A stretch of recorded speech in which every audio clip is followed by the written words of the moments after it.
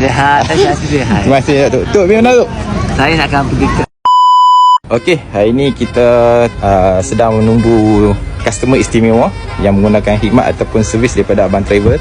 So van dah standby dah. Dua biji van, satu 10 seater dan satu 12 seater. Perjalanan ke Hat Nyai selama 3 hari 2 malam. Okey, so sekejap kita akan review lah siapa customer istimewa ni. Okey, so customer kita dah sampai. Tengok siapa. Assalamualaikum. Apa khabar Atin? Siap. Terima kasih banyak Datin. Datin dapat tahu tim Abang Travel ni dari mana? Google lah. Terima kasih. Ni Hat Nyai berapa hari Datin? 3 hari 2 malam. 3 hari 2 malam. Satu family semua. Terima kasih banyak-banyak. 10 seater, yang ni 12. Assalamualaikum Datuk Seri. Sihat lah. Terima kasih banyak Datuk. Ya, khabar. Sihat Datuk ah? Sihat, saya sihat. Terima kasih Datuk. Tok, pergi mana Datuk? Saya nak akan pergi ke Hat Nyai. Hat Nyai. Berapa hari tu? Vlog kita punya vlog. So ini ala-ala awak Rika kat Rika. ya juga. Okey, cantik.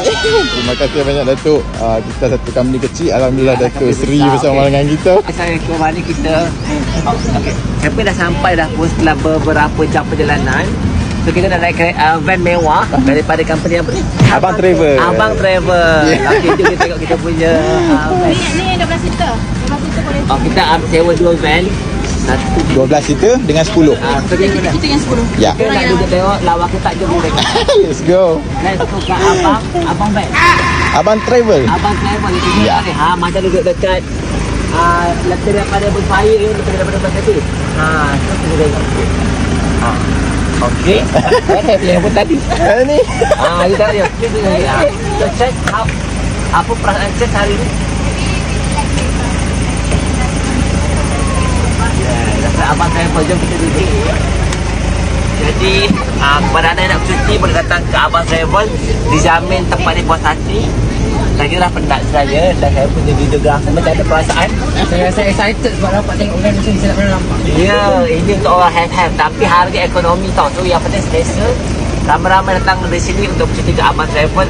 Dijamin puas hati. Mereka tunggu layan terbaik. Nak pergi bercuti di Hat Nyai, pastikan Abang Travel. Terima kasih. Abang.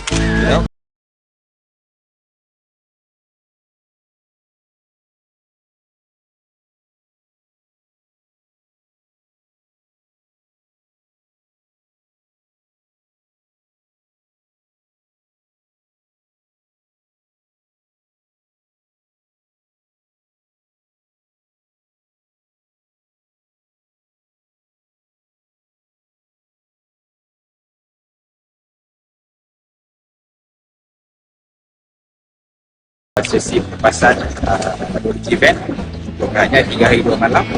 Tim Dr. Syukri dan juga Sri Syahidah telah kita doakan semoga selamat berjalan berikut cuti di Hat Nyai sampai 3 hari 2 malam. Okey, terima kasih.